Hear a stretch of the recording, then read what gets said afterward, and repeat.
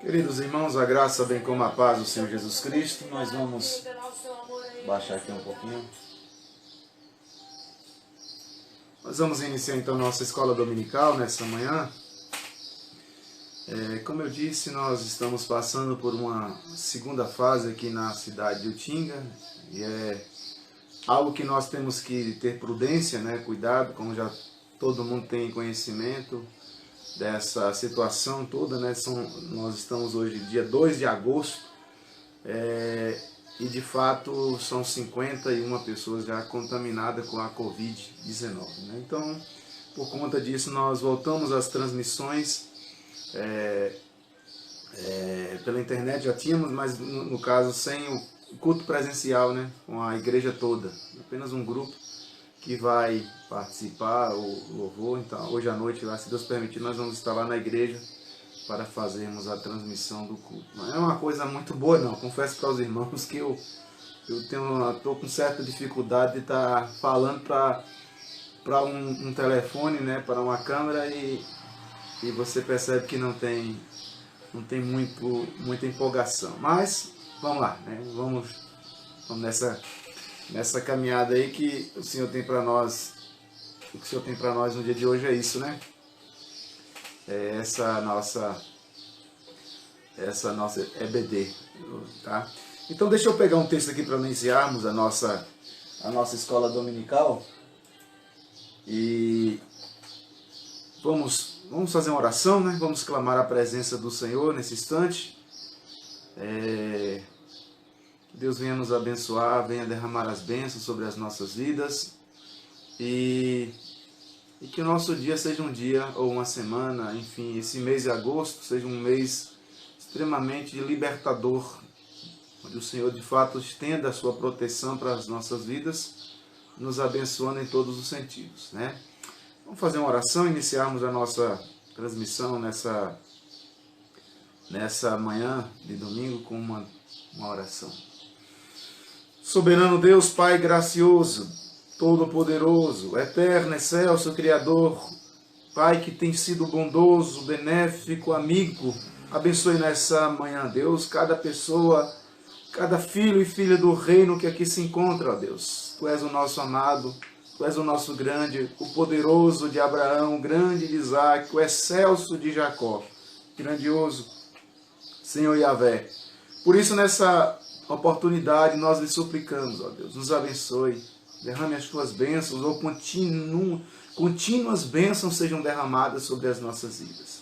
Eu oro, Pai, agradeço por esse momento em que a tua igreja pode se fazer presente, ó Deus, para juntos meditarmos em tua palavra nessa escola dominical, diferente, mas baseada ou embasada na tua palavra.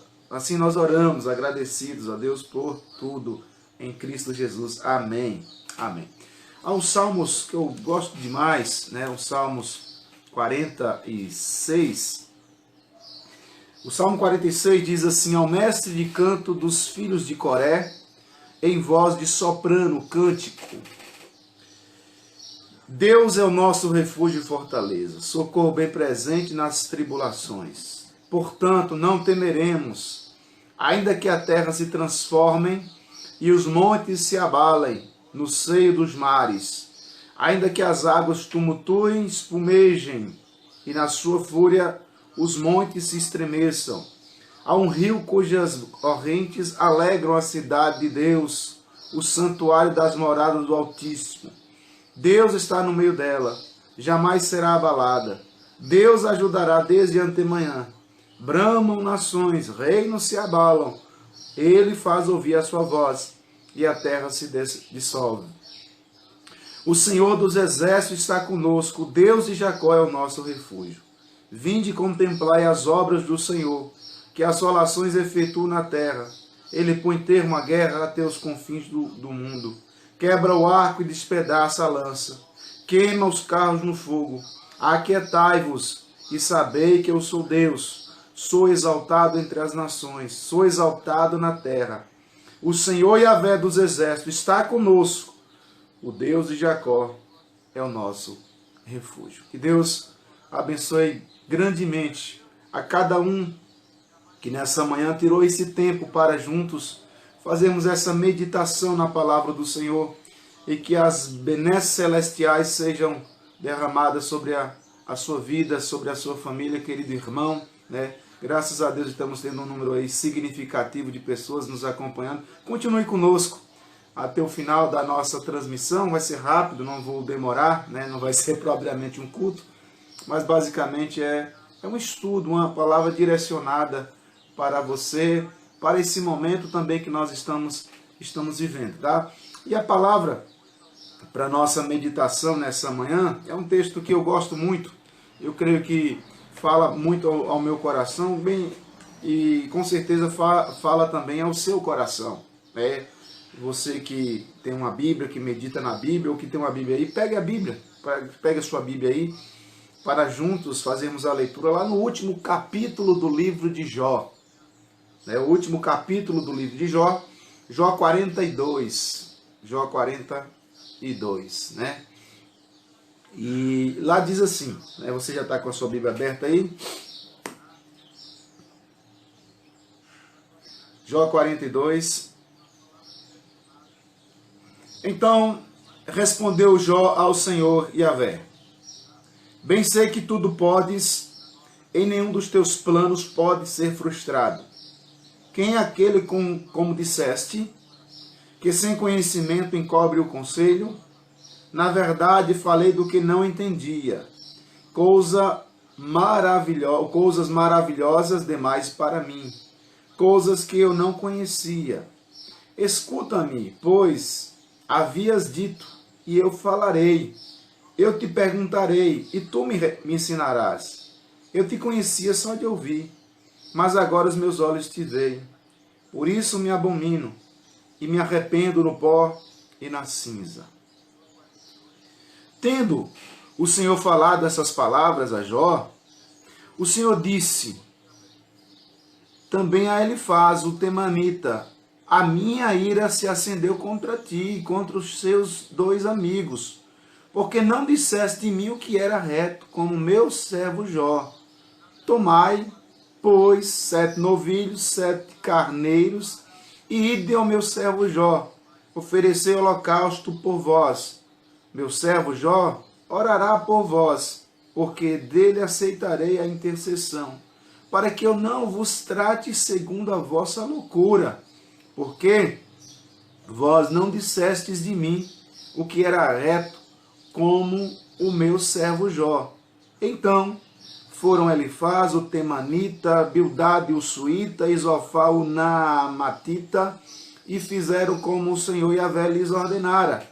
E o Senhor aceitou a oração de Jó. Diz então: mudou o Senhor a sorte de Jó, quando este orava pelos seus amigos, e o Senhor lhes deu em dobro tudo que antes possuía. Então vieram a ele todos os seus irmãos e todas as suas irmãs, e todos quantos dantes o conheceram. E comeram com ele e com a sua casa, e se condoeram dele, e o consolaram de todo o mal que o Senhor Yahvé lhe havia enviado. Cada um lhe deu dinheiro e um anel de ouro.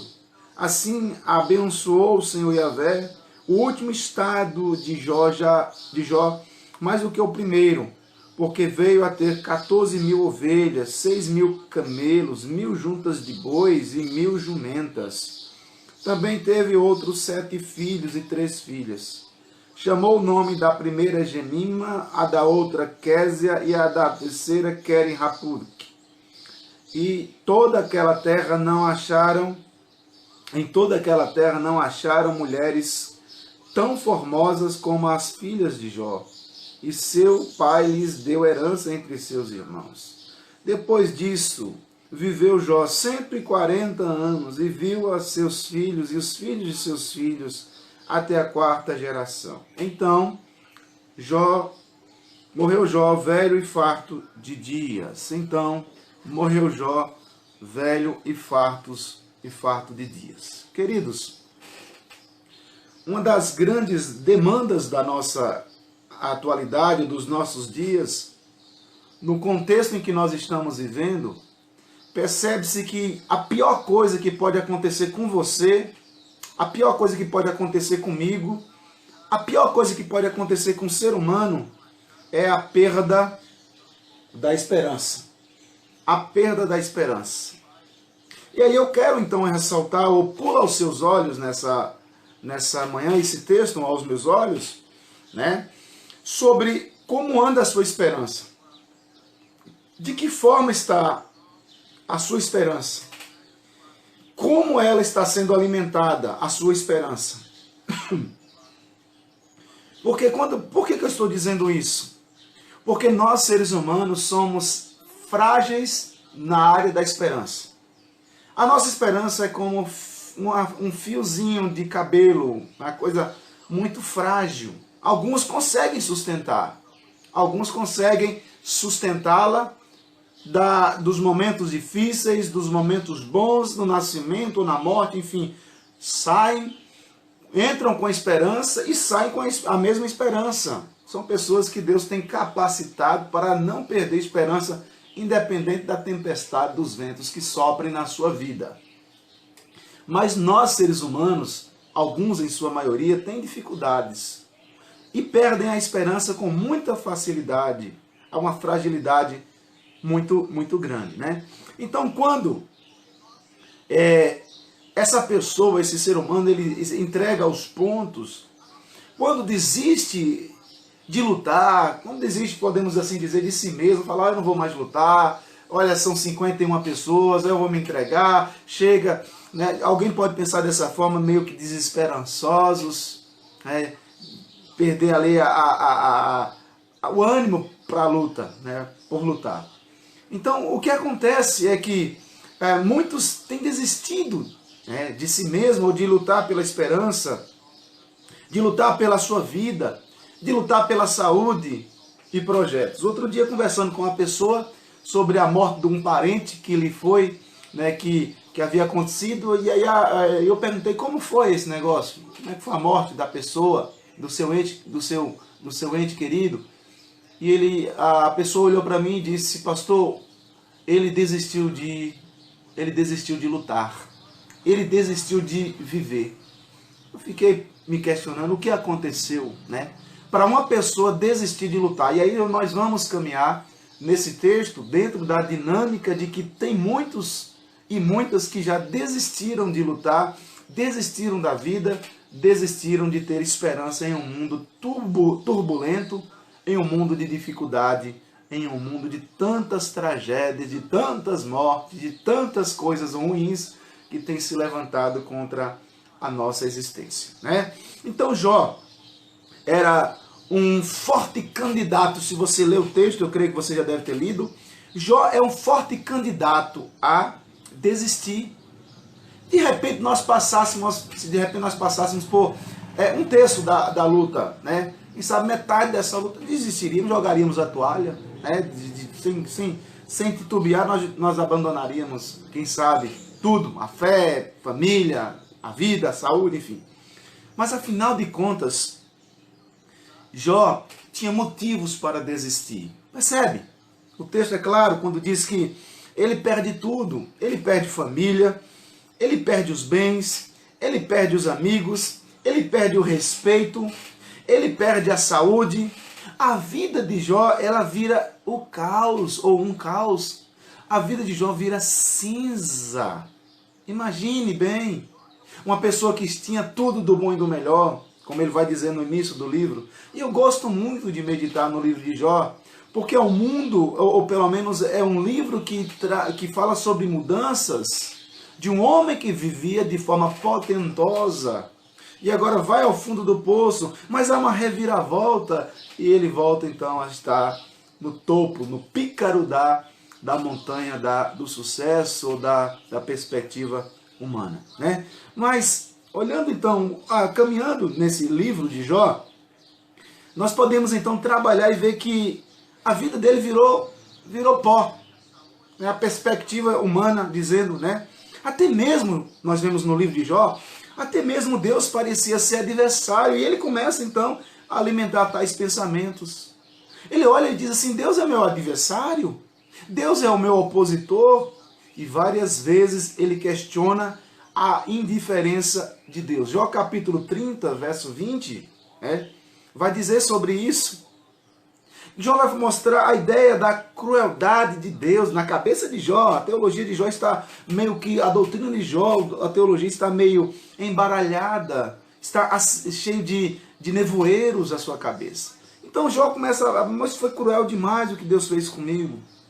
A injustiça da parte de Deus, capítulo 30, verso 26. E ele coloca no capítulo 30, 19, 33, 10, ele vai falar sobre a oposição de Deus. Deus é o meu opositor. Jó não estava conseguindo entender nada. Jó não estava entendendo nada. Mas o salmista diz, como nós lemos, Deus é o meu refúgio e fortaleza, socorro bem presente nas tribulações. De repente Jó pegasse um texto como ele dizia assim, não, para mim não significa nada. Porque Deus não se parecia para Jó, Deus não se apresentava para Jó naquele momento, na atual conjectura da sua realidade de vida, como sendo um refúgio. Não tinha a menor possibilidade de confiança. Jó não tinha a menor possibilidade de correr para ele e se esconder nele, porque a cabeça de Jó está cheia de dúvidas, de incertezas. E Jó também não olha para Deus como um refúgio nem como uma fortaleza, porque se sentia fragilizado diante do Eterno, diante do Deus a quem ele com tanto zelo, capítulo 1, ele fazia o seu sacrifício, ele prestava os seus cultos e enfim, ele fazia de maneira meio que CDF, cumprindo ali os ritos.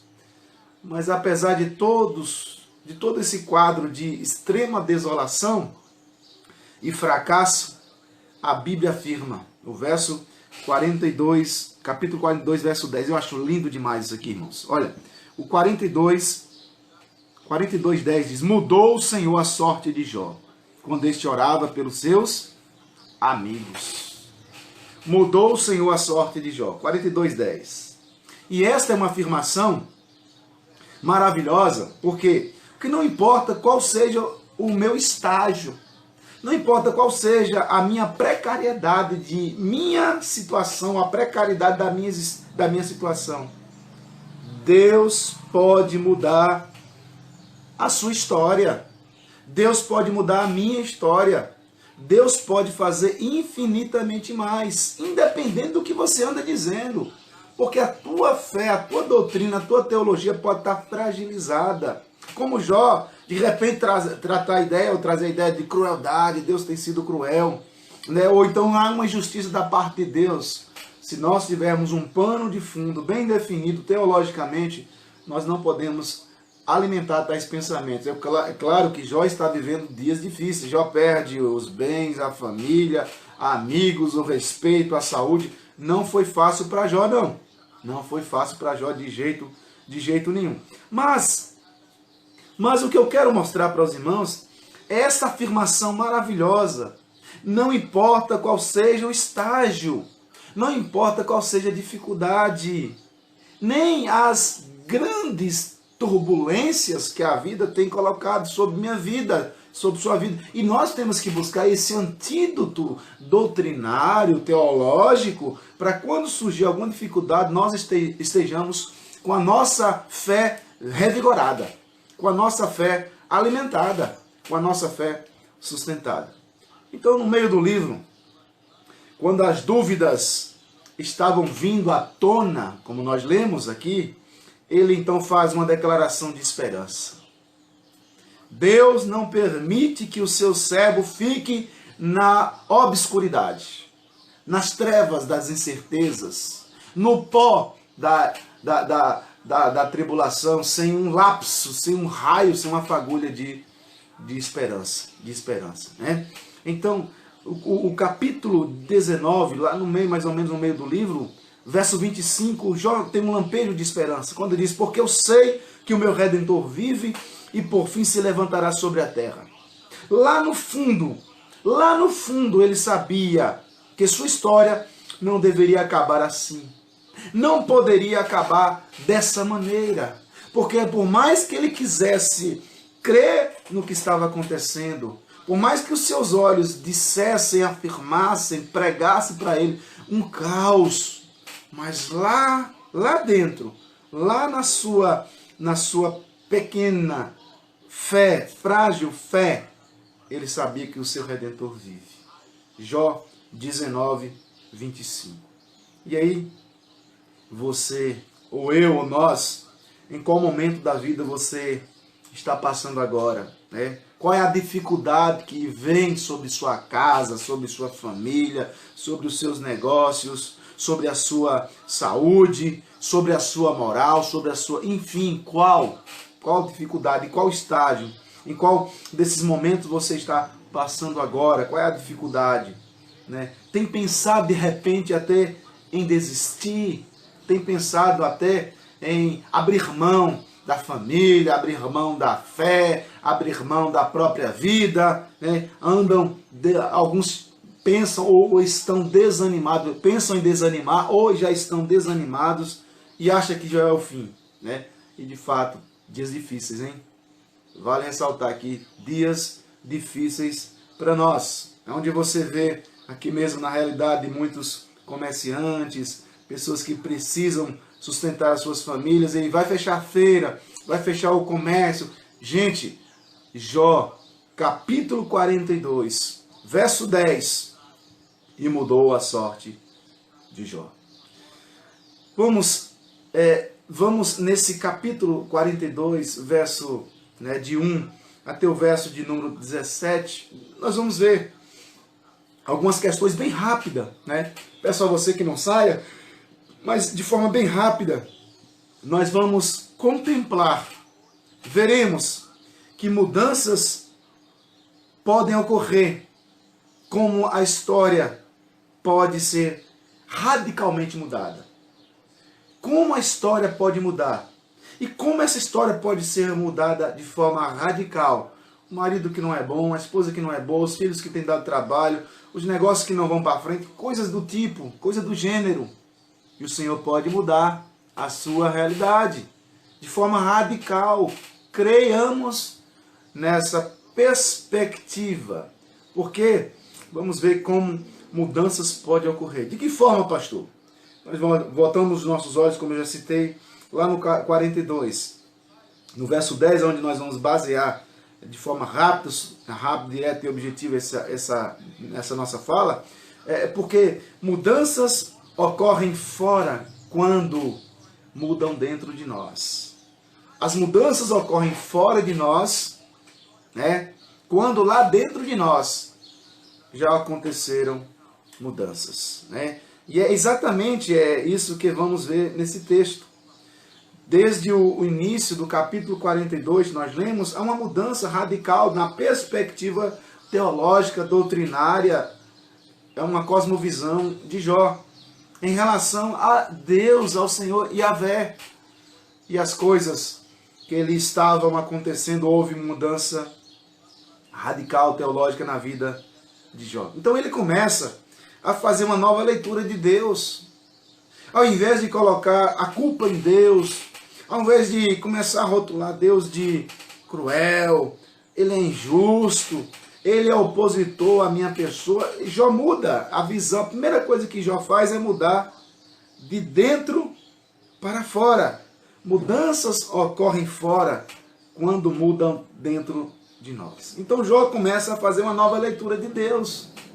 Deus não é opositor, Deus não é o inimigo, Deus não é nada disso, que muitas vezes nós o rotulamos, como o salmista vai dizer, Asaf, vai dizer que ele era embrutecido e estava como um irracional, até que ele atinou na casa de Deus para a grandeza desse Deus. Então, os fatos, as condições humanas, sua situação, nada havia mudado. Até então, nada havia mudado. Jó apenas começa a mudar dentro dele para se preparar para as coisas que estavam fora dele. As coisas não haviam mudado. Ele ainda continuava no mesmo estado de saúde, ele continuava na mesma pobreza, ele continuava sem filhos, ele continuava sentado no pó e na cinza. Era, de fato, o caos continuava ao seu redor. ele ainda continuava no mesmo estado de saúde. As perdas dos filhos era irreversível, não tinha como trazer filhos. Ele continuava falido, como eu já disse. Tudo estava igual, mas algo diferente aconteceu. Os filhos não chegaram, a riqueza também não houve os amigos, mas dentro de Jó, a coisa começa a mudar dentro de Jó. A perspectiva, a cosmovisão de Márcio tem que começar a mudar dentro de Márcio para que haja mudanças ao redor ou na circunstância que cerca a minha vida e a sua vida, né? Então diz a Bíblia que Jó inicia esse capítulo quebrado, né? Quebrado e com uma nova compreensão de Deus. E é isso que eu vejo que Deus está querendo colocar sobre a humanidade. A Covid veio para que nós possamos refazer ou fazer uma nova leitura de Deus, do espiritual, da comunhão, reavaliar todo o conceito de vida que muitas pessoas estavam levando distante de Deus, porque o inimigo está mais perto do que nunca. Ninguém sabe quem tem a Covid, é invisível. E eu preciso então refazer a minha leitura de Deus. Quem é Deus para você? Quem é Deus para esse Deus bíblico? Eu estou dizendo é o Deus bíblico, não estou dizendo esses muitos deuses em letra minúscula que aí fora tem, não. Quem é o Deus bíblico para você? Como você contempla esse Deus? Jó inicia então esse capítulo, como eu disse, já quebrado, mas com a nova compreensão de Deus. E antes dele estar questionando, brigando, argumentando, agora ele começa com reconhecimento. Eu sei que tudo podes e nenhum dos teus planos pode ser frustrado. Verso 2. Bem sei que tudo podes e nenhum dos teus planos pode ser impedido, frustrado. A tradução melhor para o hebraico é: nenhum dos teus planos pode ser impedido, ó Deus. Quando o Senhor quer, sai da frente. Tu és soberano, grande Deus. Então no capítulo 23, Jó fala sobre a soberania de Deus. Jó externa a grandeza desse Deus nesse capítulo 23. E esse capítulo 23, esse texto é um dos mais claros sobre o poder e o domínio que esse Deus tem na sua criação sobre a face da terra. E então no capítulo 42 ele fala novamente da soberania de Deus. Eu sei, Senhor, eu sei que tudo podes e nenhum dos teus planos podem ser impedido. No entanto, Jó deixa de sentir ameaçado pela verdade e torna-se um adorador contínuo. Ele começa a louvar a Deus por ver a glória e a majestade desse Deus. Essa é a lente, é o óculos que nós precisamos colocar nos nossos olhos míopes, que conseguem apenas muitas vezes enxergar os problemas. Olha o que Jó está dizendo no capítulo 42, no verso 2. Eu sei, bem sei, Senhor, bem sei que Tu és soberano. Coloquemos esses óculos para nós não nos frustrarmos diante das dificuldades, né? E muitos de nós precisamos contemplar melhor, entender melhor os atos soberanos de um Deus que controla tudo, Muitos, mas pelo contrário, né? Muitos veem na soberania de Deus e no controle de Deus uma ameaça. E você? Como nós temos olhado para essa doutrina que é extremamente fantástica, soberania de Deus. Mas vamos caminhar, né? Vamos caminhar. Mas o texto também faz questão de mostrar sobre um Deus que é onipotente. Razão para eu louvar, para eu descrever. Jó vive as duas dimensões. O texto vai ser claro, vai mostrar isso, né? No final ele está glorificando a Deus por isso. Sua mente mudou, sua cosmovisão. A mente de Jó mudou. E Jó começa a olhar as coisas que estavam embaralhadas, que estavam acinzentadas, que estavam com a tarja muito clara, característica, luto, não tinha outra coisa para ser vista. E aí Jó começa a mudar a sua visão. E sua a sua compreensão de tudo. Jó vive as duas dimensões. E Deus o leva a glorificar independente. E a sua teologia muda, a sua doutrina muda para compreender Deus. Deus é o mesmo. Deus é imutável. Ele é imutável. Nós é quem somos volúveis, somos como a onda que vai e vem, né? Nós é que mudamos, mas ele permanece o mesmo. E é isso que eu quero que você compreenda. Não importa se existe um dia ensolarado na sua existência, na sua alma, né? Um dia bonito, ensolarado, ou se é um dia extremamente acinzentado, com tormentas, tempestades, não importa. Deus continua sendo o mesmo Deus no dias de sol, ou nos dias de tormenta, nos dias de saúde, ou nos dias de enfermidade. Ele continua sendo o mesmo. Nós é quem precisamos ter uma cosmovisão diferente, contemplarmos esse Deus nos momentos bons, nos momentos ruins, ele continua sendo o mesmo Deus. Mas vejo muitas pessoas com o coração amargurados. Já viram que ser agradecido por todas as coisas, né? Tem dificuldade de ver ou de se ver agradecido. E aí nós precisamos olhar para a vida de Jó e aprender com Jó essa lição preciosa. Tem gente mal-humorada, vive em torno do próprio umbigo, do seu próprio umbigo e de suas preocupações, não avançam na vida. Não estou dizendo financeiramente, não. Não estou dizendo financeiramente. Eu estou dizendo emocionalmente, espiritualmente, estão estagnados, parados, sofrendo horrendas dificuldades. Assim também, queridos, ocorre com aqueles que se sentem vitimizados, que acham que o mundo,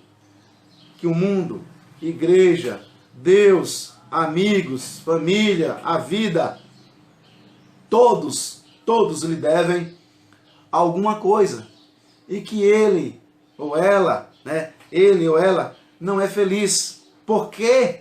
Porque nunca as pessoas lhe deram oportunidade. E ela começa a olhar para dentro dela e diz assim: meu Deus, eu sou um miserável, eu tenho dificuldade. Um vitimismo, uma autopiedade. Isso é terrível. É você começar a se diminuir, é você achar que você é uma pessoa. É claro que eu tenho que entender que eu sou pecador, eu sou um miserável, sim, sou tudo isso, mas existe um Deus grandão, né? O meu Deus, cantamos para a criança, né? O meu Deus é um Deus grandão, poderoso em obras. E eu preciso parar com esse vitimismo. Como Jó enfrentou essa dificuldade, mas mudou a sorte de Jó. Deus está dizendo assim: Jó, você colocou sua felicidade no lugar errado, Jó. Você colocou nas mãos dos seus filhos, nas mãos dos seus negócios, ou na sua saúde. Jó, coloque a sua felicidade, a sua esperança em Yahvé, Jó. Deus dizendo: em mim, Jó. Porque você não vai se desesperar, você não vai se frustrar, você não vai ser uma pessoa amargurada de alma, Jó.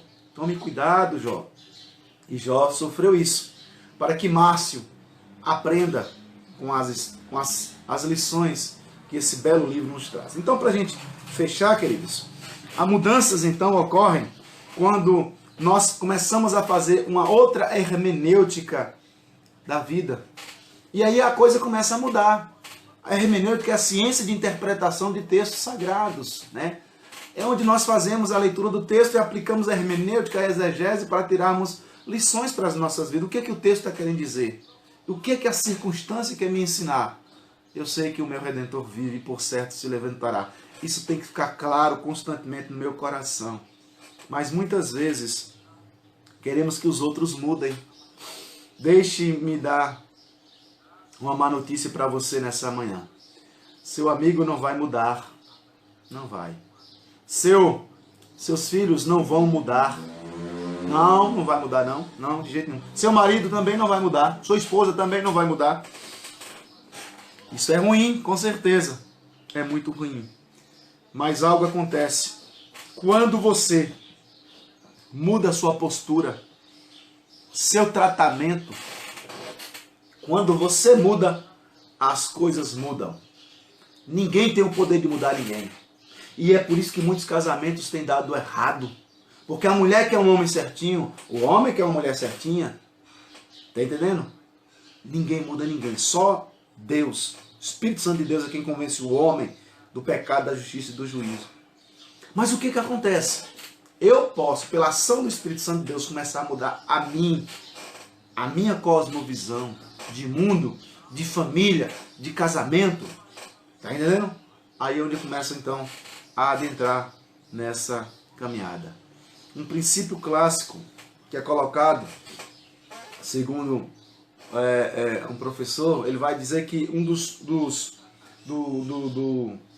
um princípio clássico do aconselhamento cristão é: sentimento nem sempre gera fato.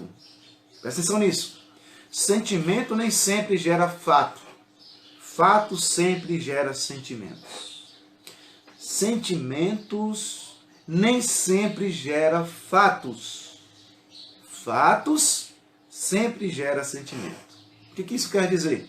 Mudanças na nossa forma de agir determinam mudança nos outros. Se eu vou só dando murro nas pessoas, eu vou receber murro. Se eu só vou com ignorância com as pessoas, eu vou receber ignorância.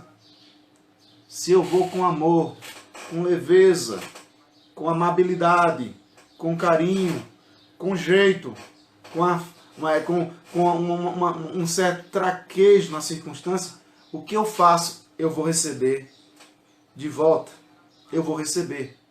Aí muita gente diz assim: não se preocupe, né, com aquela pessoa, porque é isso que ela tem para oferecer. Para oferecer. Aí tem uma historiazinha, né, o tempo já está esgotando aqui, mas me permita. Tem uma historiazinha que fala sobre duas vizinhas que estavam numa dificuldade muito grande, muito grande. Aí elas começaram a brigar entre elas. E uma vizinha pegou e achou ruim com a outra e fez um serviço que até feio a gente falar, né? Mas eu vou falar. E aí então ela fez lá, encheu uma sacola de cocô. Né? E amarrou. E jogou lá na casa da outra. A vizinha olhou assim e falou: misericórdia. Abriu uma cova, jogou aquela sacola com cocô. Errou. Foi lá no florista, comprou um lindo buquê. Um lindo buquê. E foi lá e tocou a campainha daquela vizinha, né, e a vizinha saiu toda sem jeito. Ela falou: faz favor. E a vizinha chegou e ela então entregou um lindo buquê de rosas. E a vizinha que havia feito o malefício disse: mas como? Eu fiz mal para você e você vem com flores para mim? Então aquela vizinha que estava entregando flores disse: cada um dá aquilo que tem dentro de si. Você me deu cocô, perdão da palavra, não é isso? Porque você de repente tem isso dentro de você: maldade, rancor, amargura. Eu lhe ofereço flores, porque eu quero fazer a diferença na sua vida. Todos nós temos que ser assim. Atitude tem que ser: se vem de alguém de murro para lá, eu vou de murro para cá. Se vem de murro, vamos de abraço. Vamos mudar essa cosmovisão de dificuldades. É muito importante pensarmos nisso. Você só dá aquilo que você tem. Se você dá murro, xingamento, é porque você só tem isso? Eu creio que não. E mudou a sorte de Jó. Mudanças no seu coração e no meu coração acontecem em alguns níveis. Eu quero então pontuar rapidinho aqui para a gente fechar. Eu sei que tem muita gente aí querendo já começar a cuidar do almoço, né? Sem delongas. Mas mudanças de coração ocorrem em três níveis, né? O capítulo 42 de Jó, o verso 10 diz: mudou o Senhor a sorte de Jó, quando este orava pelos seus amigos, e o Senhor deu-lhe em dobro tudo que antes possuíra. O que eu aprendo com isso, queridos? Nós precisamos entender e olhar que ele admite a estupidez e a sua arrogância. Ele vai dizer, no verso 42, 3, ele diz assim: Quem é aquele, como disseste, que sem conhecimento encobre o conselho? Na verdade, olha que coisa fantástica, o verso Jó 42, 3. Na verdade, falei do que não entendia. Burro que eu fui, perdão da palavra, né? Como eu fui ignorante e irracional, gente do céu. Coisas maravilhosas demais para mim. Coisa que eu não conhecia. Jó, no verso 3, ele admite sua estupidez, ele admite que era arrogante. Quem é aquele? Como disseste que sem conhecimento encobre conselhos. Jó percebe como tinha sido tolo ao achar que sabia mais que Deus. Que Deus não era justo, como eu falei. Que Deus não era que Deus era opositor, que Deus era injusto, que Deus era cruel. Foi a visão que Jó começa a descrever. Mas ele cai a ficha e diz, Deus não era injusto coisa nenhuma. A ignorância é admitida quando ele vê sua limitação diante da glória de Deus. Ele tem uma compreensão da grandeza e da majestade de Deus, e é isso que nós precisamos. E é isso que você precisa compreender, que mudanças vão ocorrer no seu marido, na sua esposa, com seus filhos, se você começar a mudar. Começa a dar mais flores. É claro que tem momento que você vai perder a estribeira, não tem dificuldade, mas exercite a fala do perdão. Me perdoe, meu esposo. Me perdoa, minha esposa. Me perdoe, meus filhos, por eu agir como eu tenho agido. Eu quero ser uma pessoa melhor. E começar a buscar a presença de Deus. Fuja dessa estupidez. Fuja dessa arrogância. Fuja dessa prepotência. Fuja de tais sentimentos que só vão afastar as pessoas de você. E ao final você vai se deparar sozinho dentro de uma casa, se questionando ou até se vitimizando, dizendo ninguém me ama e ninguém me quer. E é onde nós precisamos tomar cuidado. Mudanças ocorrem fora quando muda dentro de cada um de nós. E Jó então admite a sua estupidez. Jó admite que seu comportamento com Deus não era legal. Ele tem uma compreensão da grandeza e da majestade de Deus. Quando entende quão grande Deus é e quão pequeno ele é, percebe que foi tolo demais e falou demais. Jó falou demais. Tem um programa aí que fala demais da Derbal, né? Nesse sentido. Então, Jó admite que ele era um estúpido, né? Jó admite que ele era uma pessoa sem qualquer tipo de sensatez. Mas continue, 42:5, diz aí. 42:5, eu te conhecia só de ouvir, mas agora os meus olhos te veem. Ele admite que sua compreensão de Deus era apenas terceirizada, se eu posso assim colocar. Ele, na verdade, não conhecia Deus. Ele apenas ouviu testemunhos de pessoas que falavam quem é Deus, como Deus agia. Eu te conhecia só de ouvir, mas agora os meus olhos te veem. Ele tinha pressupostos sobre Deus, mas não tinha conhecimento de Deus.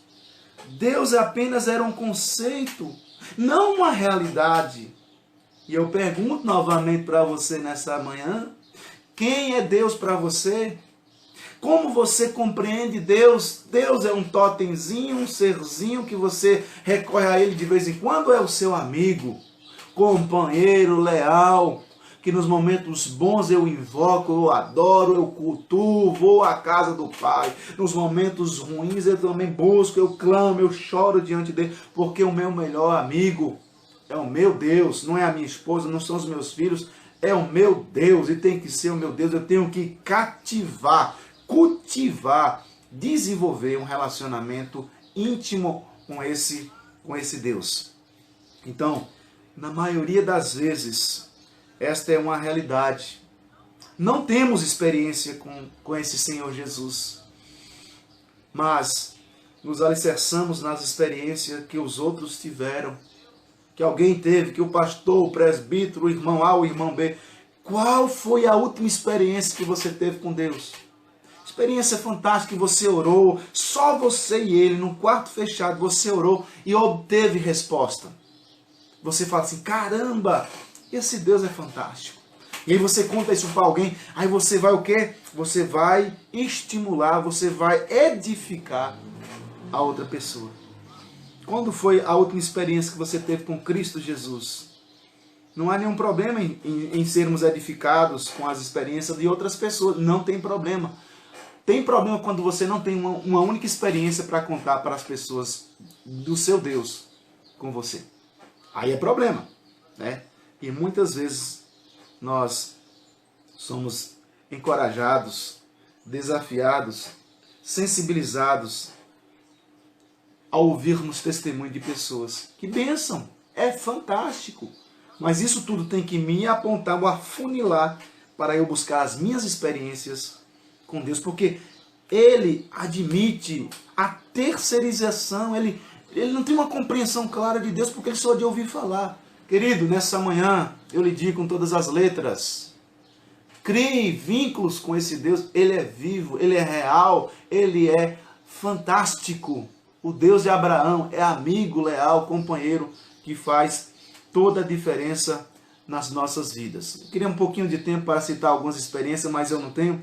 Fica aí para um próximo momento. Mas, olhando para o texto sagrado, nós pregamos no último domingo aqui na igreja. Se você voltar lá no Facebook da igreja, você vai se deparar que quando Davi, lá em 1 Samuel 17, que quando Davi chegou diante de Saul, dizendo que iria guerrear contra Golias, Saul lhe deu vestimentas de guerreiro, espada, capacete, couraça, tal, e Davi botou aquele negócio todo, mas Davi disse algo, disse que não poderia ir para a guerra com as armas de Saul, com as armas de Saul não, com as armas de Saul não pode, porque Saul, as armas de Saul é de Saul, tá entendendo?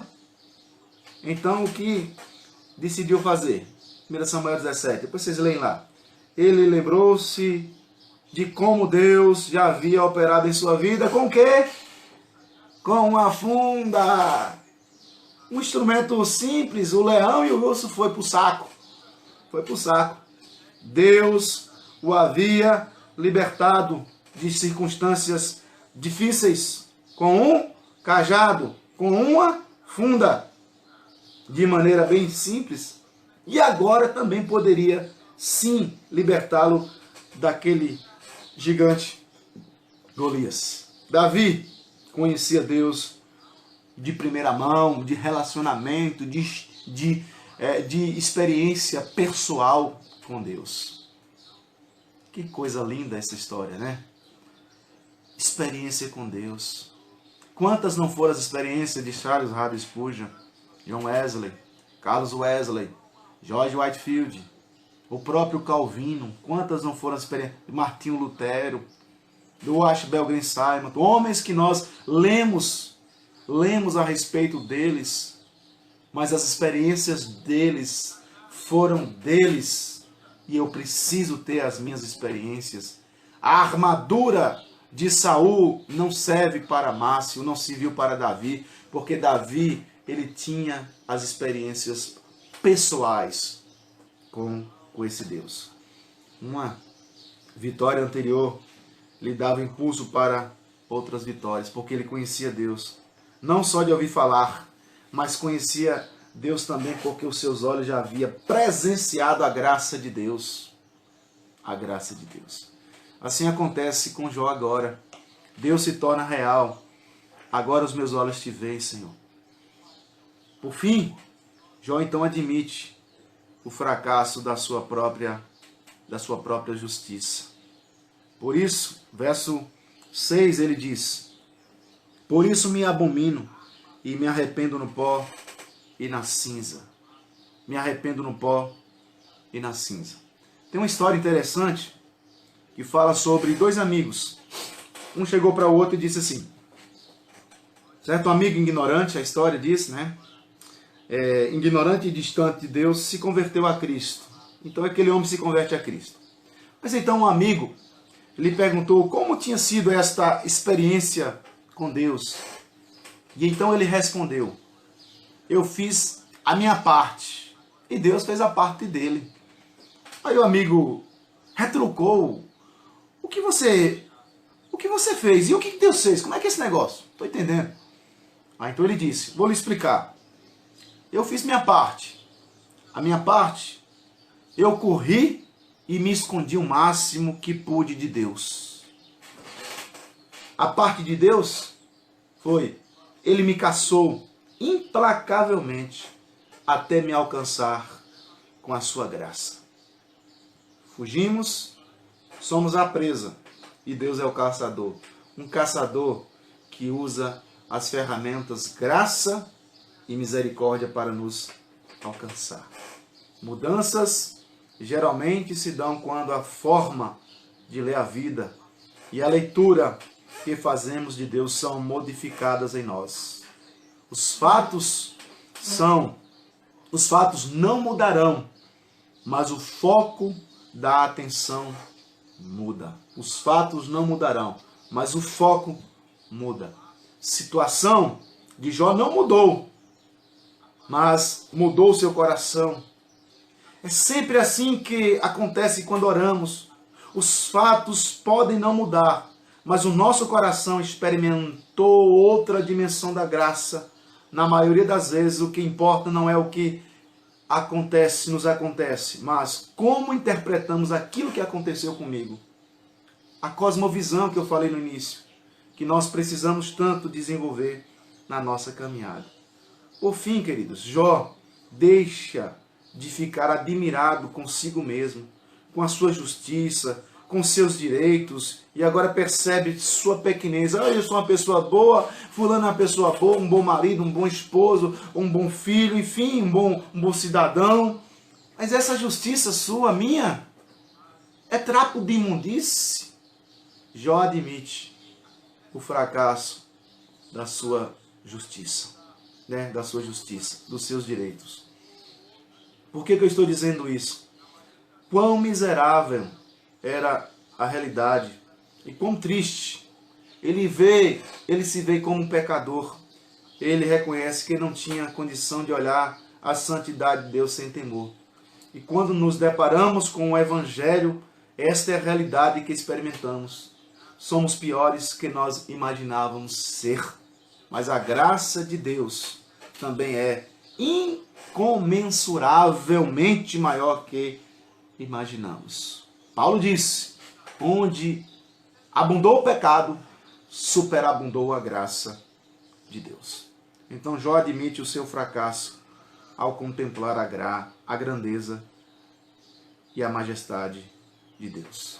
Então, a história de Jó muda quando Deus quer, como Ele quer e no que Deus quer. Histórias mudam no tempo de Deus. O livro de Jó fala sobre essas mudanças que você precisa e eu preciso nesses dias. Não perca a esperança. Lute, porque esse Deus certamente lhe dará toda a condição para você continuar sobrevivendo neste mundo. Certamente, isso é misterioso demais para nós seres humanos. E muitas pessoas podem até perguntar, Deus de fato, por que Deus permitiu esse mal acontecer na vida de Jó? Então a resposta pode ser de uma maneira muito clara. Deus permitiu o mal na vida de Jó? Ela pode ser sim e não. Sim e não. Ele não é o autor do mal moral, do mal moral, mas muitas vezes permite o mal natural, mortes, perdas e dores. É nesse sentido que Jó vai trabalhar esse Deus, o mal que Deus permitiu que viesse sobre a sua família, a sua caminhada como homem na face da terra. Então diz assim, só para a gente fechar, já estou encerrando, tá? Aguenta aí, estou encerrando. Assim abençoou o Senhor, verso 11. Então vieram ele todos seus irmãos e todas as suas irmãs e todos quantos antes o conheceram, comeram com ele e com a sua casa, e condoeram-se dele e o consolaram de todo o mal. Verso 11, 42:11, todo o mal.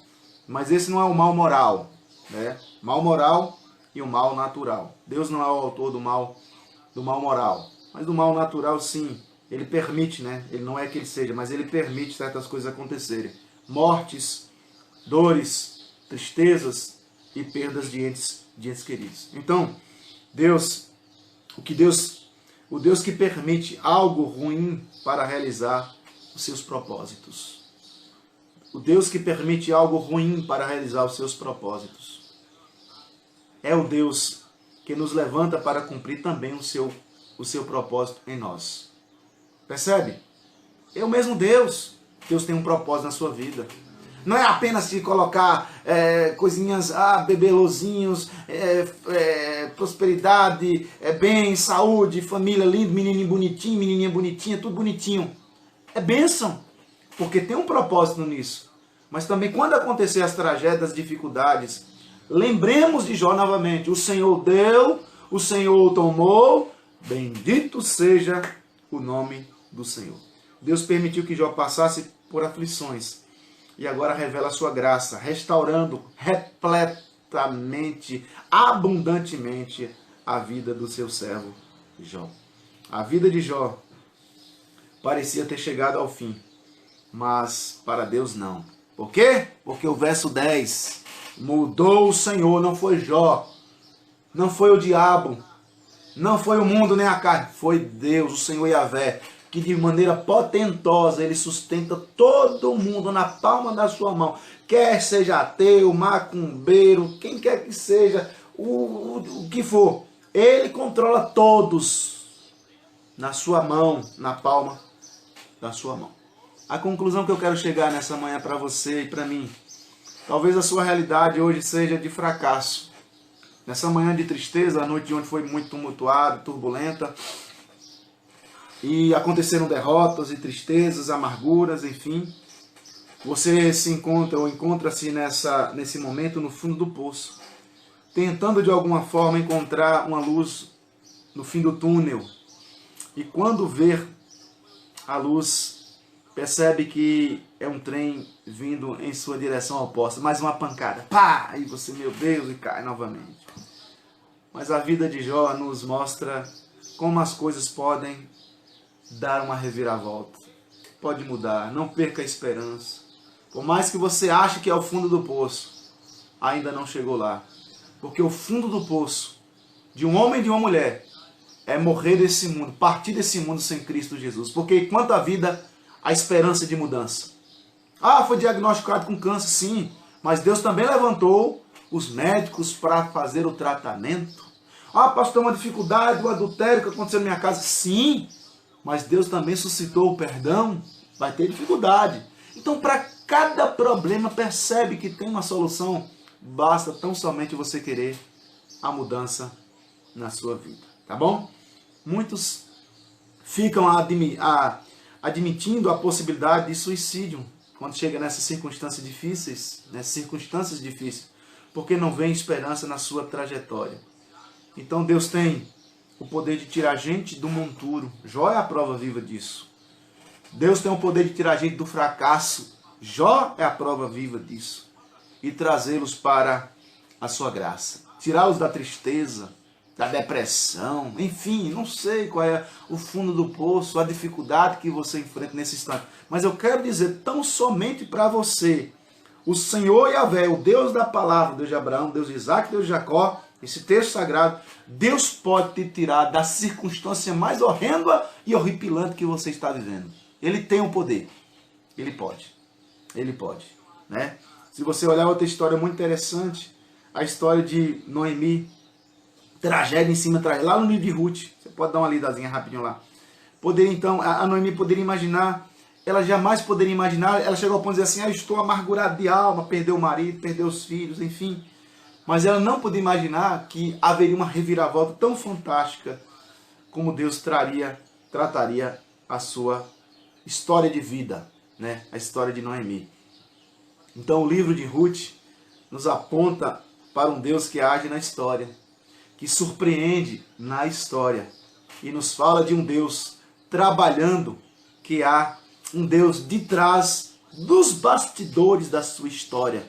Ele é o autor, ele é o roteirista, ele escreveu, antes da fundação do mundo, da sua história, e ela está acontecendo ao vivo e a cores. Mas Ele é quem está na direção da sua vida. Você pensa que é você, mas é Ele que coordena todas as coisas para o bel prazer dele, de maneira fantástica. Há um Deus em ação. Há um Deus em ação na sua vida. Creia nisso. Busque ter experiência com esse Deus. Se derrame na presença dele. A história, do ponto de vista bíblico, é muito mais que uma tragédia. É um Deus se revelando a Márcio, dizendo para Márcio que a história de Márcio não chegou ao fim, não chegou ao fundo do poço. Por mais que esteja enfrentando tristeza, dificuldade, depressão, vivendo uma melancolia triste, sem precedente, derrota e fracasso, Deus está dizendo para Márcio, a sua história não é essa tragédia. Eu tenho algo melhor para você. É isso que Deus está nos ensinando. Sempre há esperança. Mas eu não posso querer mudança fora, se a mudança não acontecer dentro de mim, dentro da minha vida. Há um Deus controlando os acontecimentos, agindo na história. Ele é o Senhor da história. Ele não se deixa surpreender pelas tragédias. Pode ter certeza que é um Deus por trás de tudo, levando a história a um fim que Ele mesmo determinou e escreveu, porque Ele é o autor e consumador da vida. Deus pode mudar a sua história. Repito, mudou o Senhor Yahvé a história de Jó. Mudou o Senhor a história de Jó. E Ele pode mudar a sua história também. Vamos orar? Que Deus abençoe a sua vida nessa tarde em Cristo, nessa manhã em Cristo Jesus. Oremos. Soberano Deus, Pai gracioso, nessa manhã, Deus, louva ao Senhor por cada irmão que aqui esteve conosco nessa live, ó Deus. Abençoe-os, abençoe as suas famílias, suas derrotas, os fracassos, que isso tudo seja pedagógico, ó Deus, para o Senhor ensiná-los, levá-los para um degrau mais alto, dar um up na sua vida espiritual, meu Pai. Abençoe-os, guarde-os, proteja-os de todo mal. É a nossa oração nessa manhã em Cristo Jesus. Amém. Amém. Tá bom? Meu querido, minha querida, Deus abençoe a sua vida.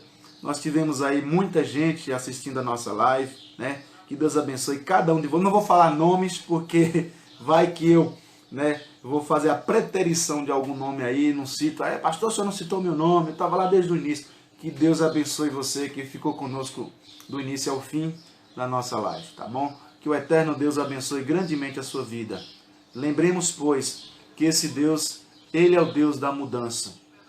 A sua tragédia, a sua dificuldade não é o fim. Deus pode mudar a sua história. Creia nisso e verá a glória de Deus, tá bom? Deus abençoe. Às 19h30 nós estaremos nesse mesmo canal e nesse horário, às 19h30, onde nós faremos a transmissão do culto lá da igreja, né? Lá na nossa igreja. Que Deus abençoe. Um bom dia a todos. Um ótimo domingo, dia do Senhor para você e sua família. Descanse na paz do Senhor Jesus Cristo. Amém? Deus abençoe. A paz do Senhor Jesus.